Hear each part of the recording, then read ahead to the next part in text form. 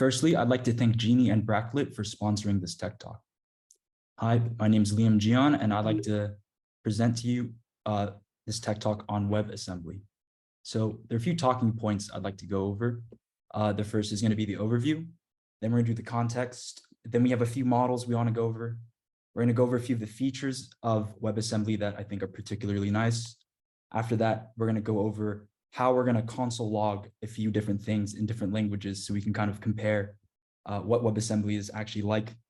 We're going to get some uses as well, like modern uses, some practicality about WebAssembly, as well as some sources at the end.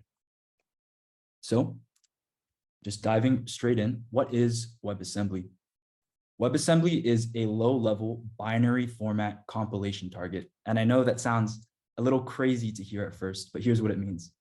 Being a low-level code means that it's very close to the hardware. You have to be pretty specific about how you define information and data. So you have to say, okay, very statically, this variable will always be a number, or this variable will always be a string.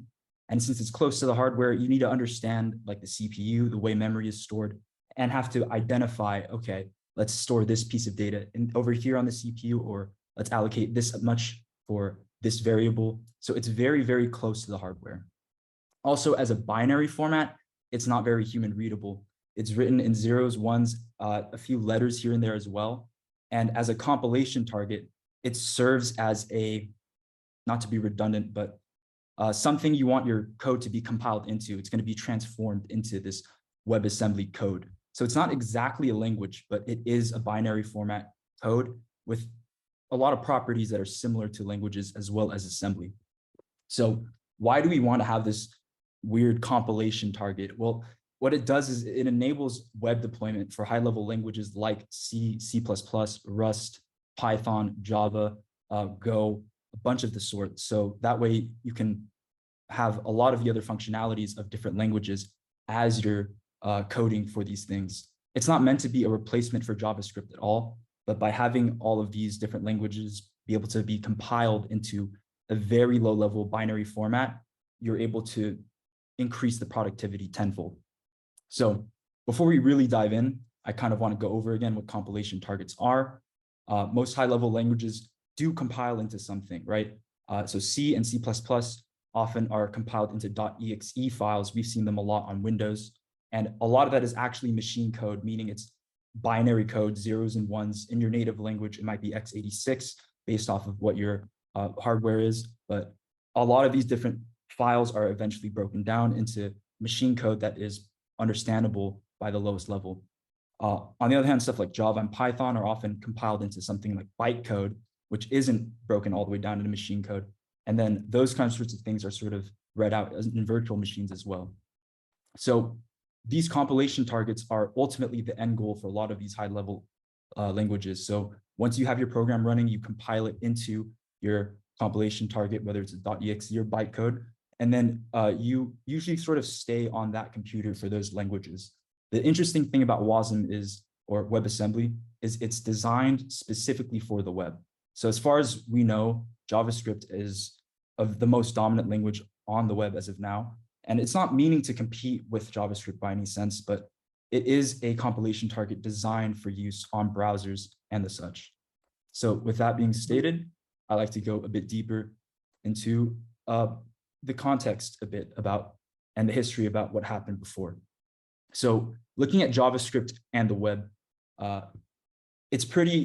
there's some pretty stark differences between, say, a language like C++ and JavaScript in the sense that JavaScript is usually interpreted, meaning that it's not actually compiled most of the time.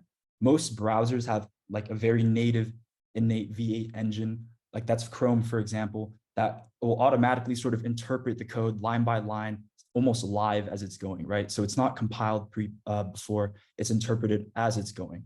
And it is currently the web's most dominant language, and part of that is because a lot of these browsers actually support JavaScript and have different native engines to handle that. The good thing is that you can use it a lot and very, very frequently to manipulate DOM objects. It's probably the best at DOM manipulation.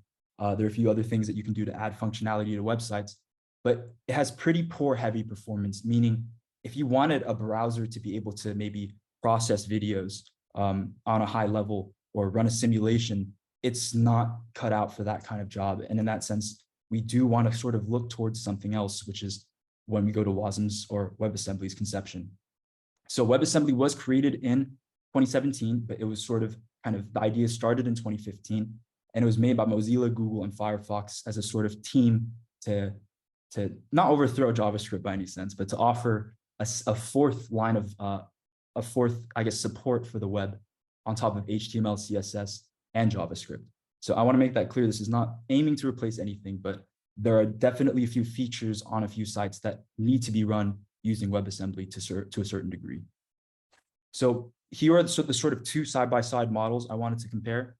JavaScript here gets interpreted directly by the browser in the V8 engine, and it just serves your index.html as well as your CSS page.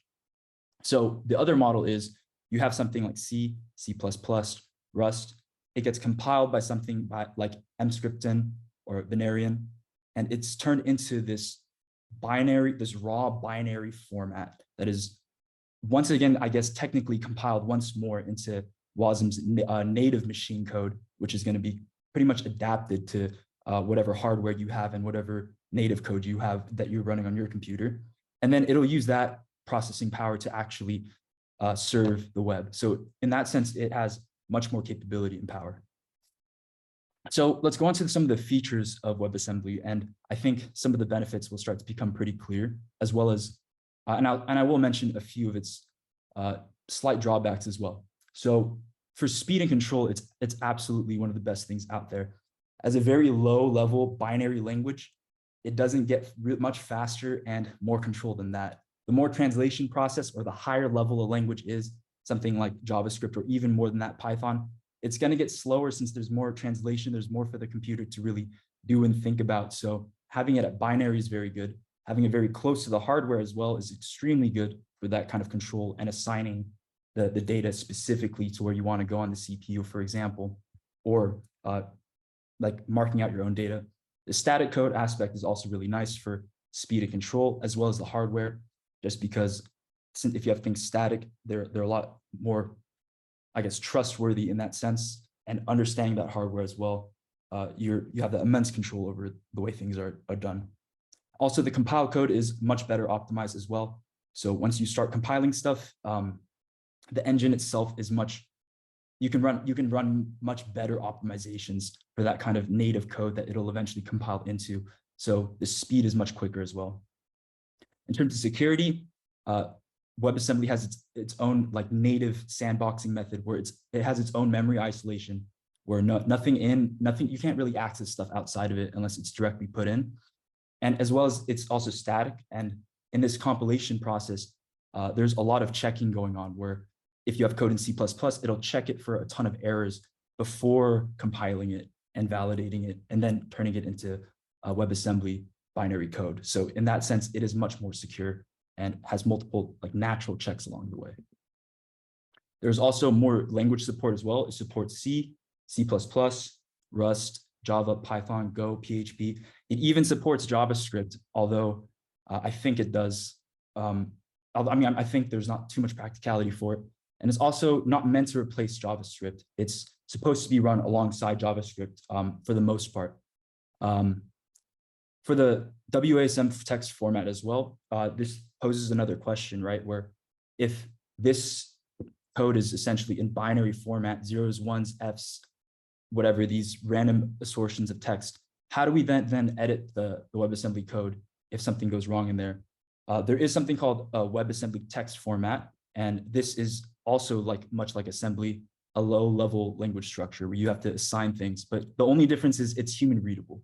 And so using this, we can actually sort of edit the different code and then convert it back into binary code, and then have that code translated back into native machine code that will be interpreted. So this is the just saying hi section. I kind of wanted to demonstrate real quick the many different ways to console.log hi. So in JavaScript, it's kind of a one line right here, console.log hello world. In C++, it's about 5-6 lines of code, depending on how you write it.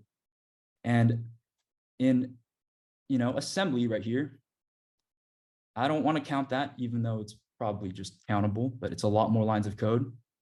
And WebAssembly looks kind of similar, except here, if you look at the import, you're actually importing a console module, and then you're taking the log function out of it. So if you wanted to actually write the code without that, it would be much, much longer.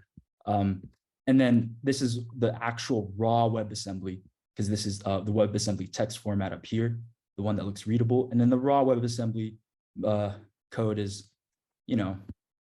not readable, I guess. If you could read it if you're a genius, apparently, but I suppose I'm just kidding. But I guess the overall uses that it would have is some of the improved performance, right? So you can run it alongside regular JavaScript, HTML, CSS. So you can have games that are running quicker. You can have some simulations running quicker.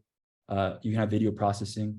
So a lot of these different things that previously weren't possible with just JavaScript, you can sort of assign specific features so that they can run quicker and better, like those simulations, like the scientific simulations.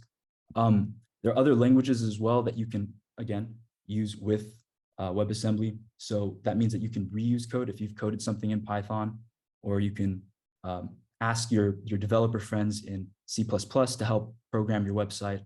And you can also just gain the benefits of other languages. So for example, C++ itself is also a static language. So if you kind of pair the two together, you would have more control of your data overall. And then some other things as well is you can use WebAssembly to also design apps that can go offline. So if there's a place where you have bad reception, you can use WebAssembly to make an app that is more tuned for that.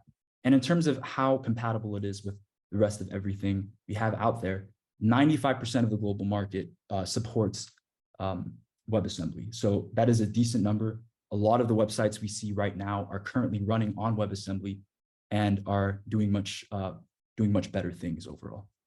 So these are my sources, and these are my socials as well. Thank you for your time.